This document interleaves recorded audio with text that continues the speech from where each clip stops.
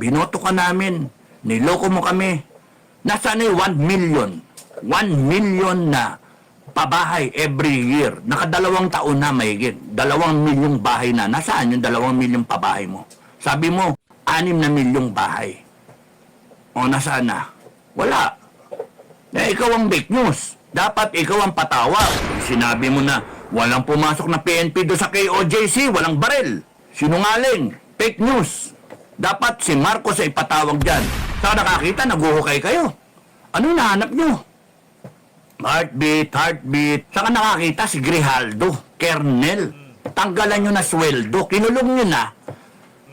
Hindi pa kayo nakontento. Pumayag pa kayo, tanggalin ng sweldo. Ito lang ang ating sigurado dito mga kababayan. Dahil ang plano ho talaga nitong mga walang yang congressman na to, makontempt yung mga vlogger na inimbitahan nila dyan sa TRICOM na yan. Buti na lang ho talaga, hindi dumalo itong mga vlogger na to. Yung tawagin ngayong mga panahon na to, Noisy 40. Kung sakali ho palang merong na-contempt kahapon dyan sa House of Representatives, susugod. Itong grupo nitong si Cap Dado Enrique na FGF dyan sa House of Representatives kahapon. Pero bago yan mga kababayan, sa mga bago lang sa PH Update, isa-like at isa-subscribe. Sa mga gusto laging una sa ating mga update, i-click nyo lang ho yung join button dyan sa baba. Ayun na nga mga kababayan, pakinggan ho muna natin ang mga punto de vista nitong si Attorney Trixie Cruz Angeles. Actually, isa rin ho siya sa mga pinuruhan nitong mga walang yang congressman na to. Panoorin ho muna natin yung kay Careps Paduano bago ho natin pakinggan ang sagot nitong si Attorney Trixie Cruz Angeles. Ito ho mga kababayan.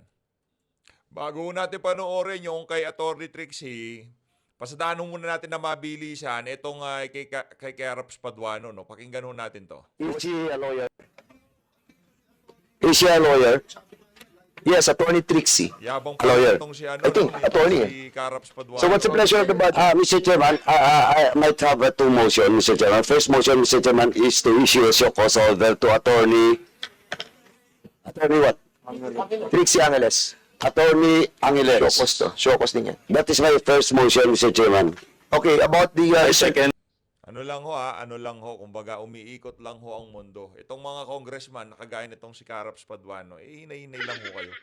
Baka sa susunod na panahon, kayo naman ho ang mapunta doon sa side ng resource person. At sana, pagka dumating ang punto na yon, merong isang magiting na congressman ang gagawa sa mga pinaggagawa nyo ngayon dyan sa mga resource person na iniimbitahan nyo dyan sa House of Representatives. Sana tayo umaasa sa mga susunod na panahon na makita ho natin na itong si Careps Paduano, siya naman ho ang sisigaw-sigawan dyan.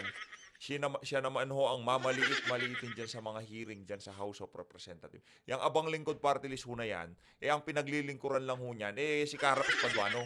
Huwag nyo na hong iboto yung ano na yan, yung abang lingkod na yan, perwisyo ho sa sambayan ng Pilipino yung party list na yan. Sa mga senior citizen, pagka narinig nyo ho yung abang lingkod, yan ho ang pagmumukha ng abang lingkod party list.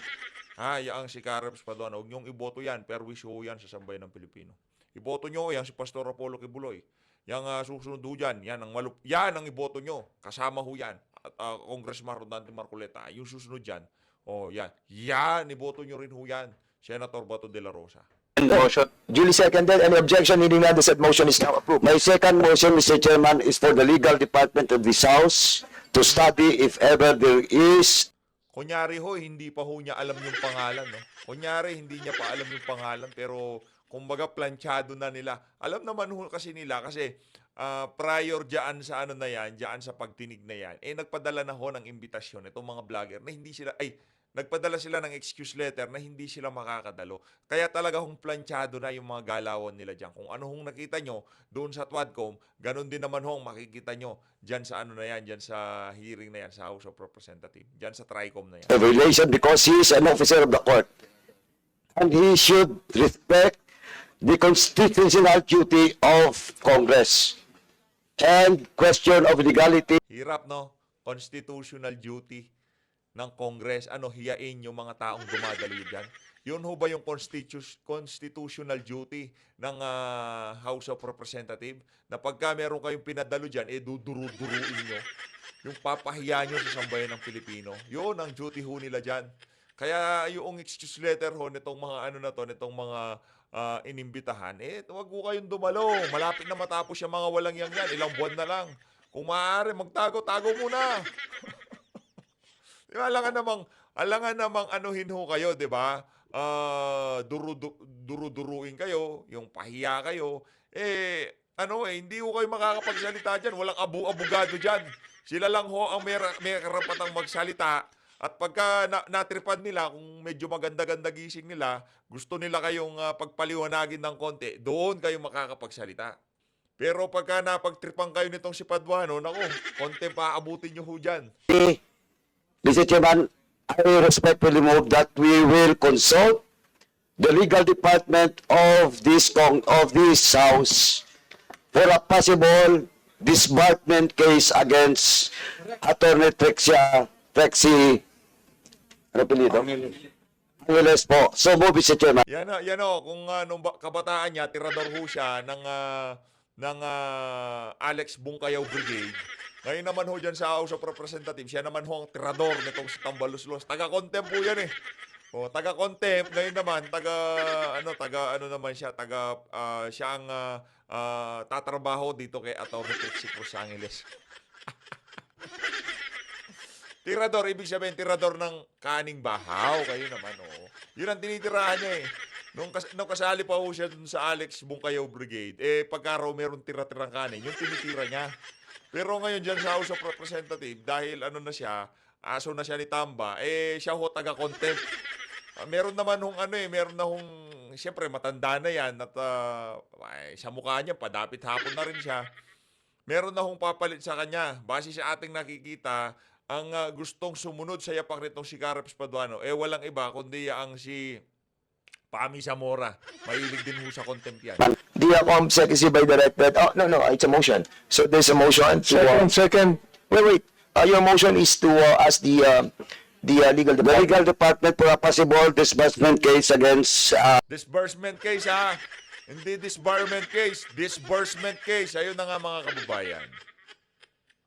Ano pa ho bang aasahan natin dito kay Carlos Paduano? Yan ho talaga ang trabaho niya dyan sa House of Representatives. Magsisisigaw, duru-duruin yung mga resource person, at maging sunod-sunuran kay Tambaluslos. Dito na ho mga kababayan, sagot ho ni Atty. Trixie Cruz Angeles dito kay Karapalil Walhati, dating membro ng Alex Bungkayaw Brigade at ngayon representante ng abang lingkod na perwesyo sa sambayan ng Pilipino. Tuloy ho natin ito mga kababayan. Prohibition and certiorari with prayer for temporary restraining order para i-prevent yung proceedings at saka yung pagdinig at yung pagpapatawag sa atin dahil ito po ay nakakaliit ng democratic space natin. Gusto nilang i-control maliwanag sa privilege speech kung ano ito yung pinagbasihan po ng pagdidinig na ito. Sa privilege speech ni Congressman Barbers, maliwanag na mayroong pinupuntirya na ilan sa mga social media influencers na tinatawag nila. Gusto nilang gawan ng regulatory framework ang social media. Ngunit maliwanag ito sa saligang batas na pinagbabawal ang ganitong klasing batas at maaaring idulog ito sa Korte Suprema para i-determine kung ito ay naaayon sa saligang batas or kung may sufficient na safeguards ito para hindi matapakan ang ating kalayaan magsalita at magpahayag. Ang mga vloggers dito ngayon, kasama po ako, ay mga tinawag sa Kongreso. Ngunit, bago nangyari po ang lahat ng ito, ilang beses na tinawag kami na or may pahiwatig na kami ay pseudo-political analysts, pseudo-journalists, pogo vloggers, and narco vloggers. Mayroon pang tumatawag sa amin na mayroon daw troll armies or kung ano-ano mga insinuations na kung iba. Ang interpretation ho nila doon sa mga nagkakaisang komento sa baba at meron isang boses na bumibira sa kanila o o hindi nagugustuhan ng mga pinagagawa nila, kino-call out yung mga galaw nila dyan sa House of Representatives, ano daw ho sila, mga troll army. Payag ho ba kayo doon? Sa lahat ng magko-comment dito sa video na to, payag ho ba kayo sa sinasabi nitong mga congressman na to na ano ho kayo, mga troll kayo? May pangalan, yung iba nga dyan, talagang napakatindi pa ako magpakulay. Shoutout dito kay Sir Jordan Cabico. Diyan kay na Ma'am Susan Fujikawa, dito kay Ma'am Arisa Yen, no? Hindi na kailangan yan, pero sa mga nagpapakulay ho, maraming salamat. Isang like at isang subscribe lang, masaya na ho tayo dyan. Pang tao ang gumawa at kung hindi ito sa Kongreso sinabi, ay maaaring makonsider na libel. Para protektahan ang aming karapatan at ang democratic space, kami po ay dumululog sa Korte Suprema.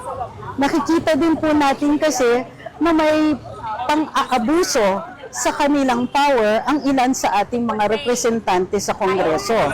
Ngayong araw na ito, mayroon pang patama tungkol sa aking pagiging abogado na hindi dumating sa pagdidinig nila ngayong araw na ito.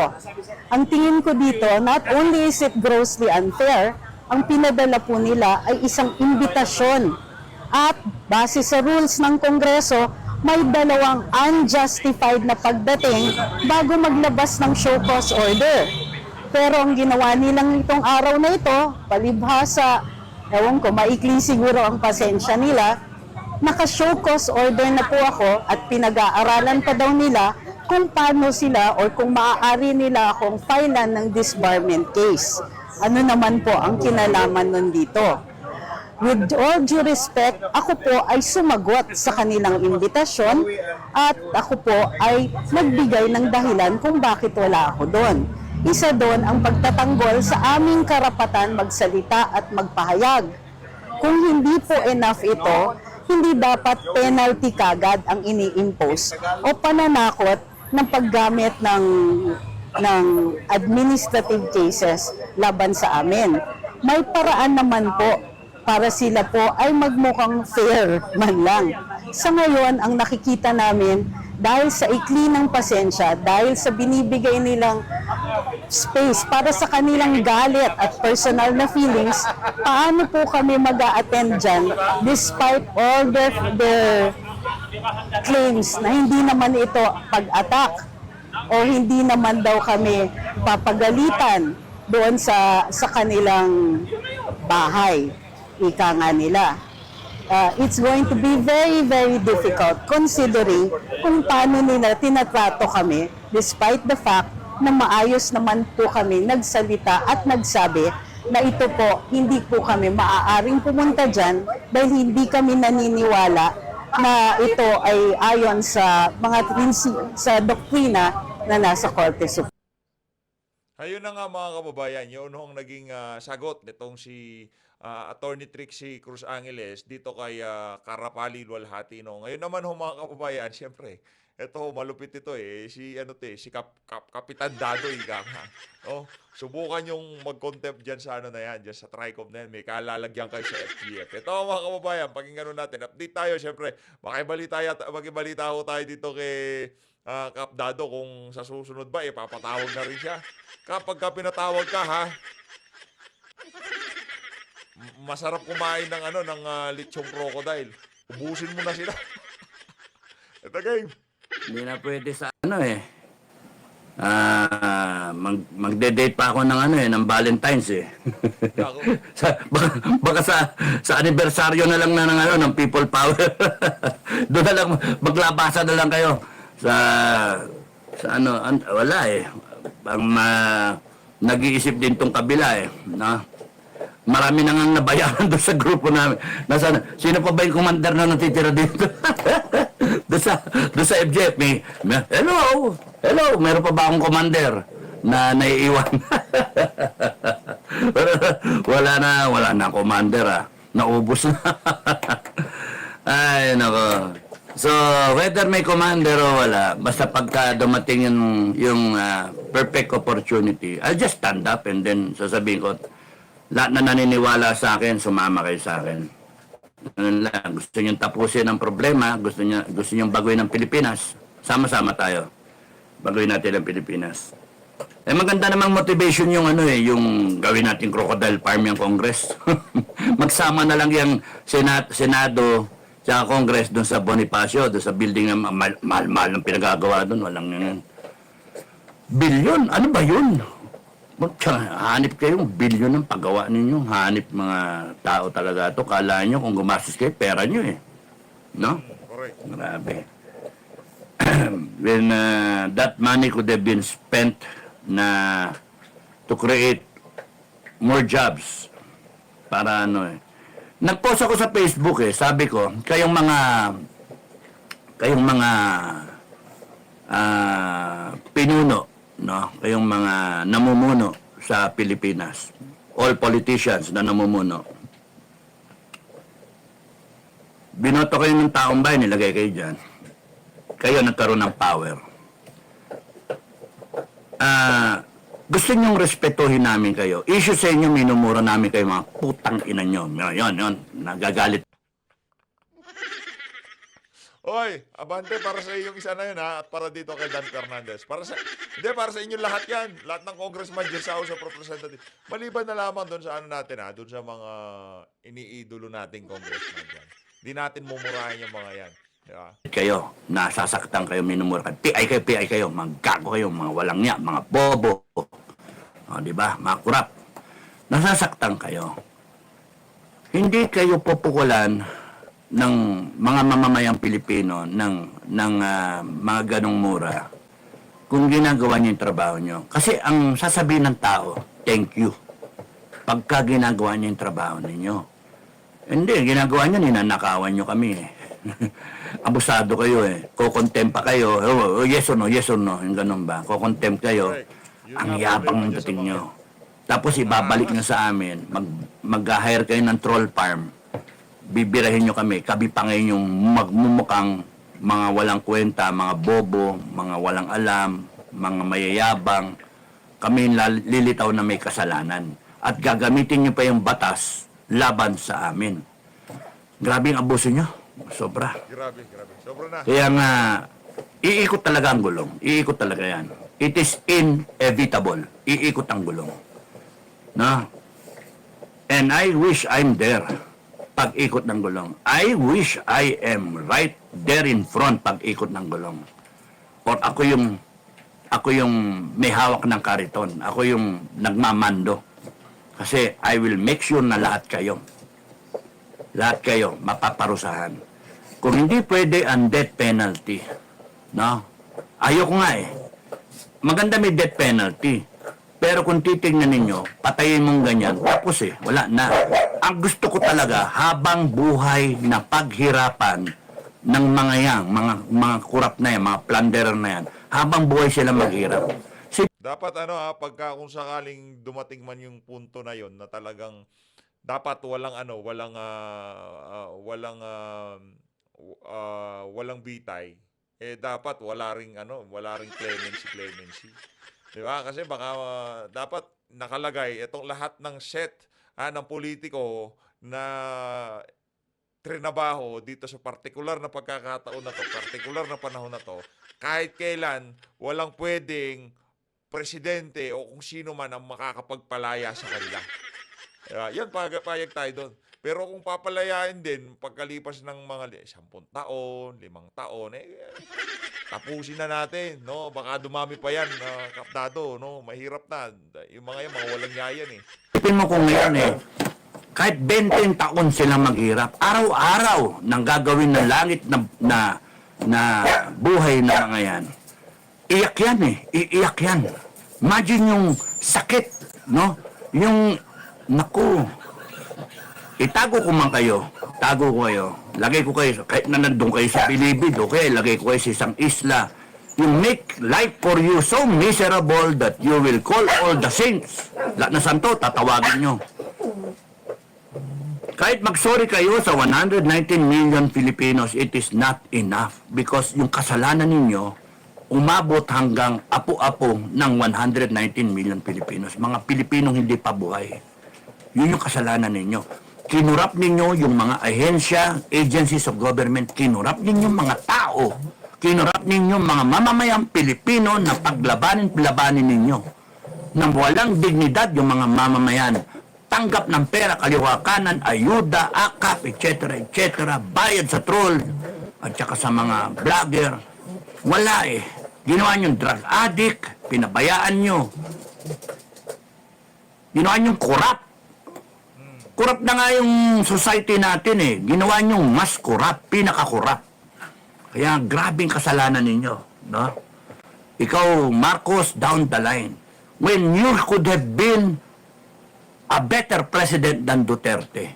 When you could have been the best president in our time. Pero hindi eh. Binoto ka namin. Niloko mo kami. Nasaan na yung 1 million? 1 million na pabahay every year. Nakadalawang taon na mahigit. 2 milyong bahay na. Nasaan yung 2 milyong pabahay mo? Sabi mo, Hindi talagang ang tawag dito, nasa plano ang panloloko. Kasi kumonsulta daw yang si Marcos Jr. kung realistic o doable yung yung pwede yung magagawa yung 6 million na pabahay. Election time pa lang ho yun, di pa ho siya nananalo. Sinabi na sa kanya, imposible. Pero ginamit pa rin ho niya bilang campaign na promise niya. Ibig sabihin, meron na ho talaga siyang intention na magloko. Doon pa lang ho sa election period, linuloko na ho tayo nitong walang yang to. Nagtanong na siya sa mga eksperto, imposibleng magtayo ng 1 million pabahay kada isang taon. Kung 1 million pabahay ho yun mga kababayan, ganito lang naman yan eh. Teka lang mamaya papaandarin ko ho yung malupit na mat ko. Tuloy lang ho natin. 6 na milyong bahay. O nasaan na? Wala. Ikaw ang fake news. Dapat ikaw ang patawag. Sinabi mo na walang pumasok na PNP doon sa KOJC, walang barel. Panay mga walang barel? Panay mga riot control lang? Sinungaling, fake news. Dapat si Marcos ay patawag dyan. Yung tinapos na flood control, pinagmamalaki mo. O dapat ikaw ang imbestigahan. Kasi panay palpak, binaha pa rin ang mga kapwa Pilipino. Yun Meron hong 365 na araw ang isang taon. Dapat doon sa loob ng isang taon, kada araw makatapos sila ng 2,740 na bahay. Bago ho makumpleto yung 1 milyon na pinangako na yan nitong si Marcos Jr. Ganun ho ka-imposible yung gustong mangyari nitong si Bangag. Pino. Dapat nga yung pagka hair follicle drug test mismong Congress. Pero kita nyo, inisip ko kanina that's why it's very, very fitting, tamang-tama na yung Council of Elders na sinasabi namin, no, ng FGF, no? Council of Elders, eto na yung presidente. The president can be a member of that or not, no? Depende. Itong Council of Elders, saktong-sakto yan na pagka nagko-connive na ang presidente ng Pilipinas, yung legislative niya, yung Senate President at saka yung Speaker of the House at mga congressmen, hawak na ng presidente kasi pera-pera lang. At hawak nila kunyari yung judiciary na papalabas nila kung favorable o hindi yung kaso, nagdadrama-drama lang kunwari sila. Kung gano'n na nangyayari, wala ka nang tatakbuhan. Pagka yung AFP tsaka yung PNP corrupted, hinaharang nila yung mga kababayan natin, pinipigil at tapos sinasabi pa apolitical at saka they will uphold the Constitution when in fact 2 taon na tayo ninanakawan. Ang linaw-linaw. Had it been yung AFP tsaka yung PNP, you sided with the Filipino people, walang nanakaw. Kung meron man, konti lang. Hindi nawala yung ginto, hindi nawala yung Marligapan, hindi mawala yung PCSO, yung PhilHealth. Ang dami, yung flood control project. Kung kayo ay nakakaintindi na merong clear and present danger sa kinabukasan ng mga Pilipino, sa pamumuhay ng mga Pilipino sa current nating estado, APPNP, dapat humadlang na kayo. Because nasa Constitution yon, you are the protector of the Filipino people. Ninanakawan na ang bansang Pilipinas. Laganap na ang droga kasi ang presidente nagdodroga. O paano gagawin nyo? Political. Kaya nga, sinasabi ko lagi, AFP-PNP, kayong mga matitino na nandyan. No, hindi ako nagkulang. Kayo ang nagkulang. Kayo na matitino dyan, mag-isip kayo. Because when the time comes when the Filipino people stand up, united, and then they want this administration to go down para palitan, the people will speak. Ay, anong gagawin nyo? Okay, wala. Na kailangan kayo, maano kayo, marunong kayong magdesisyon. May kwayo nyo, okay lang. Bahala kayo sa buhay nyo. Hindi naman ako active, kayo yung active. Ngayon, ang taong bayan ang nagpapasweldo sa inyo. Nakalagay sa konstitusyon, you protect the Filipino people. Ang wag nyong papabutin na yung taong bayan pikang-pika sa inyo. AFP-PNP. Kasi pwede kayong isara ng taong bayan. Palitan kayo ng bago. Kukunin na lang yung matitino na ilan-ilan at siyang ilalagay ng mga kababayan natin bilang bagong armed forces at bagong police force. Pagka umabot sa ganun, ako, kawawa yung kayo, mawala kayong trabaho. O, di ba? Dahil sa sunod-sunod kayo ng mali. Alam niyo ng mali, ginagawa niyo pang mali. Saan kayo nakakita? Police pa mismo ng babambo. O, police mismo ng titirgas. Saan ka nakakita ng ganun? Ng pepper spray. Paano yung mga religyoso yung tao sa KOJC? Saan nakakita? Naguhukay kayo. Ano hinahanap nyo? Heartbeat. Saan ka nakakita? Si Grijaldo, Kernel. Tanggalan nyo na sweldo. Kinulong nyo na. Hindi pa kayo nakontento. Pumayag pa kayo, tanggalin ng sweldo. Anong klase kayong mga human beings? Anong klase kayong mga pulis? Anong klase kayo? Wala na eh. Wala na ho talaga eh. Kumbaga, yung mga kapulisan at kasundaluhan natin, di ho natin alam kung binenta na nila yung kaluluwa nila dito kay Marcos Jr. at kay Tambaluslos. Wala na ho tayong maaasahan. Dapat nga dyan, Yung mga mama dapat nga ho niyan dito sa mga kaganapan na to, dyan sa House of Representatives kahapon, dyan sa mga vlogger, nagsasalita ng AFP. Dapat medyo maano na sila gumigit na Kasi malaking kaguluhan ho ito. Kasi kami, isama ko na sarili ko siguro. Pwede na siguro ako sumama dito sa mga vlogger na nagsasalita. Ano lang naman ho kami. Kumbaga, kung maraming nanonood sa amin, kung maraming nakikinig sa mga sinasabi namin, siguro, yun din ho ang damdamin at saloobin ng mga nagpa-follow sa mga ginagawa namin. Imbis na patawag, dipitin, pahirapan, contempt, pikulong, o kung ano pa man yan, pakinggan nyo na lang ho siguro. Hindi na yung mga nagsasalita, yung mga nagkokomento na lang dyan sa baba.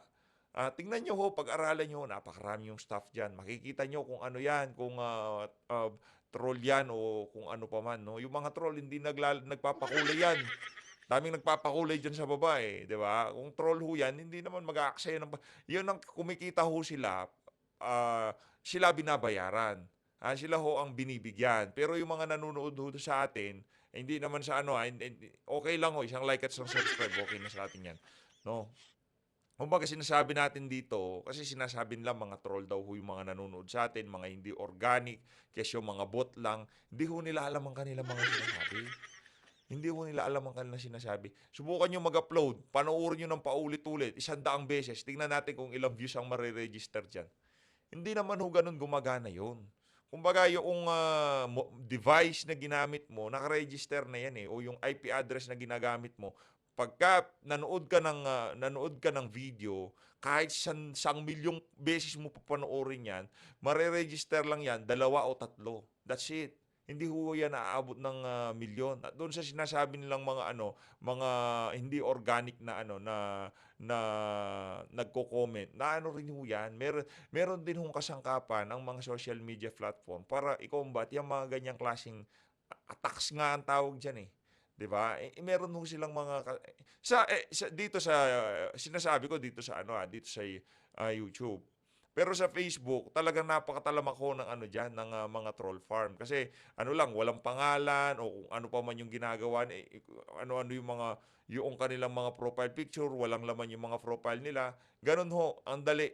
Talagang napakatalamak. Pero dito mahirap ho kasi kumbaga yung paggawa ng account dito, hindi naman ho kagaya sa ah, Facebook. Dito kasi pagka gumawa ka, ginamit mo yung isang device, talagang madidetect yan. Tapos pagka susunod mong gagamitin, hindi ka na makakagawa. Kailangan bumili ng bagong SIM card.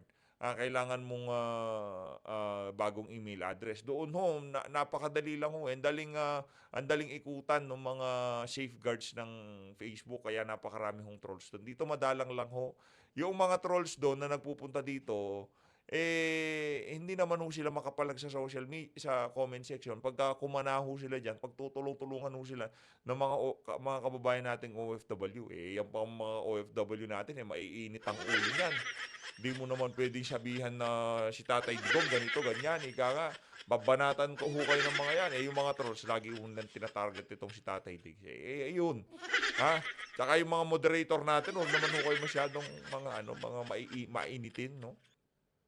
Yung mga moderator natin, pagka nagkamali ka, ako, doon sa basurahan ng bagsak mo, hindi na makikita mga relax lang kayo, hayaan nyo lang sila. Wala namang bilang yung mga yan. Mamayang Pilipino rin naman kayo. Anong klase? Wala eh. Pinayagan ninyo ang inyong mga sarili na sumunod sa mga order na walang kakwenta-kwenta, na mga illegal na order. Na labag sa konstitusyon.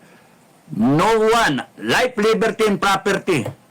Are you depriving yung family ni Grijaldo? Yes. You are violating the Constitution. Was there due process? Di ba? Wala. You are violating the Constitution. Imagine, kaliwa, kanan, up, down, front, back. Panay violation ng Constitution itong administrasyon na to. And there you are, AFP and PNP. You are conspiring. You are countenancing.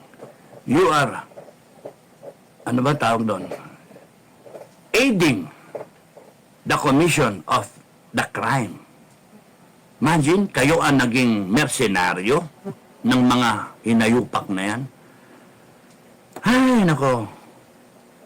Ang dami naming naisip, di ko man pwedeng sabihin sa inyo, pero ang nakikita ko diyan, dadating talaga yung araw na mababaliktad talaga ang mundo.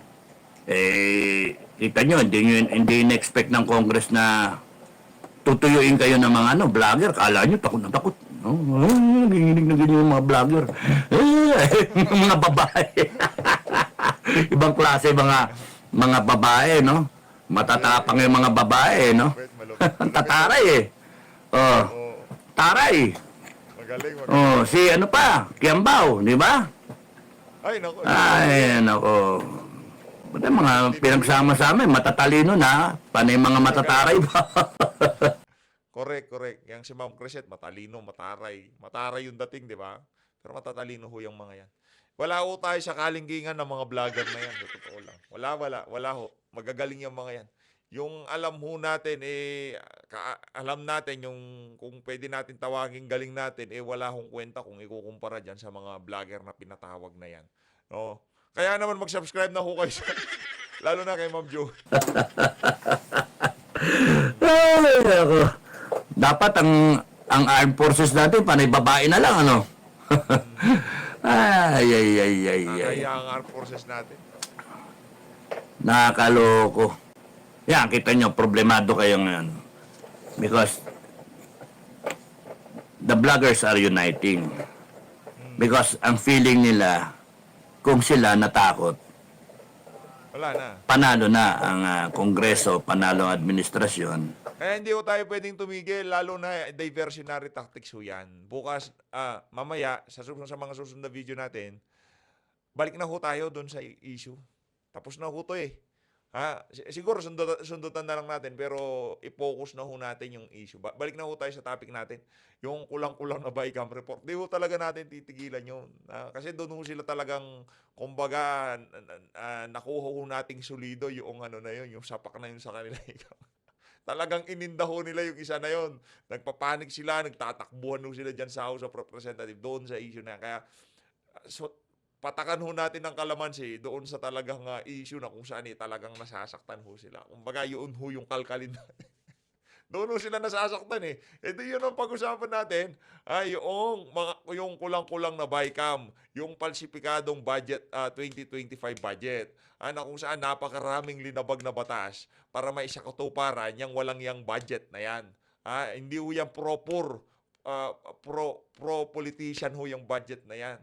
Hindi ho kapakanan ng mga mahihirap nating kababayan ang pinoprotektahan o ang iniisip, ang kapakanan ng mga kababayan nating mahihirap ang ano dyan sa budget na yan. Bagkos yung ayudang ipamimigay nila at yung pagnanakaw naman ho ng ibang mga politiko, yun ang nasa isip nila.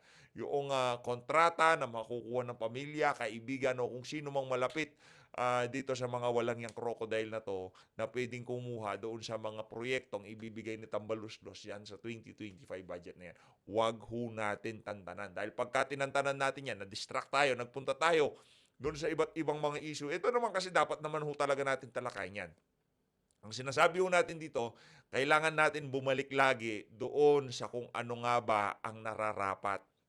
Ito dapat pag-usapan yan. Pero okay, tapos na tayo dyan. Balik na tayo doon sa kulang-kulang na BICAM report.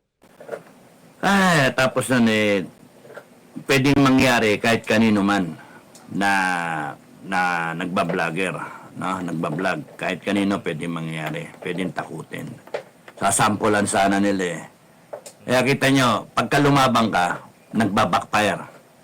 So, kitang-kita ninyo na mga kababayan, when you stand united, you're strong. Doon sila takot. Because yung we, the sovereign Filipino people, doon sila takot. That's why they keep on dividing you. They have to maintain troll farm para wasakin. Wasakin. Na kailangan maglagay sila ng pera lagi para wasakin yung unification ng taong bayan.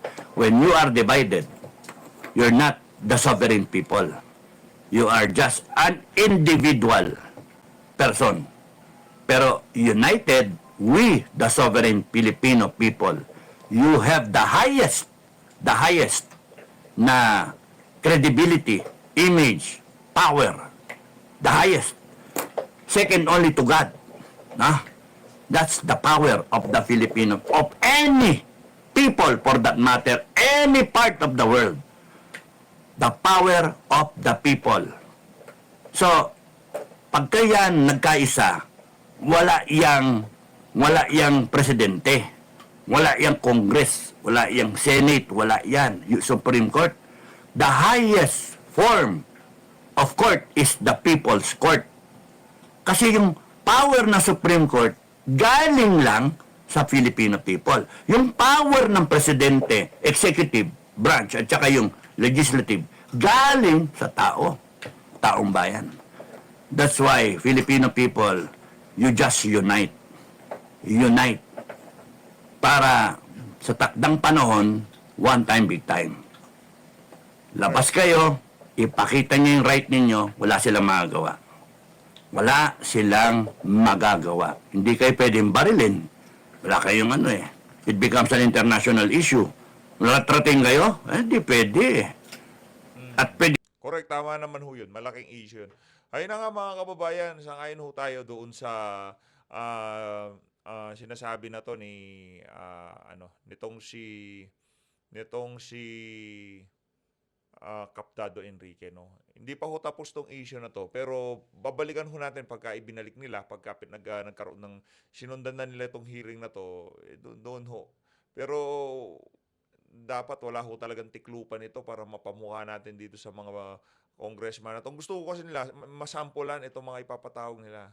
Diyan, kumbaga meron silang masampulan. Pagka may nasampulan, syempre kahit pa paano kumbaga maglelelo yung ibang mga vlogger na bumibira doon sa congressman na nag-sample diyan sa House of Representatives. Gusto ko kasi idaan sa brute force nitong mga congressman na to, panatakutin ba? Halimbawa, yung si Ma'am Joey, iko-contempt siya nitong si ni Abante. O ngayon, wala nang vlogger na maglalakas ng loob na banatan yang si Abante.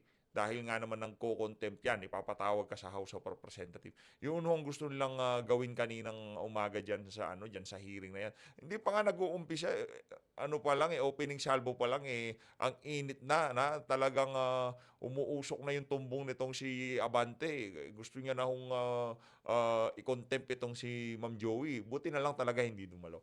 As always, maraming salamat sa pag-support sa PH Update. Mag-ingat po kayong lahat. Mahalin natin ng Pilipinas. Maraming salamat mga kababayan.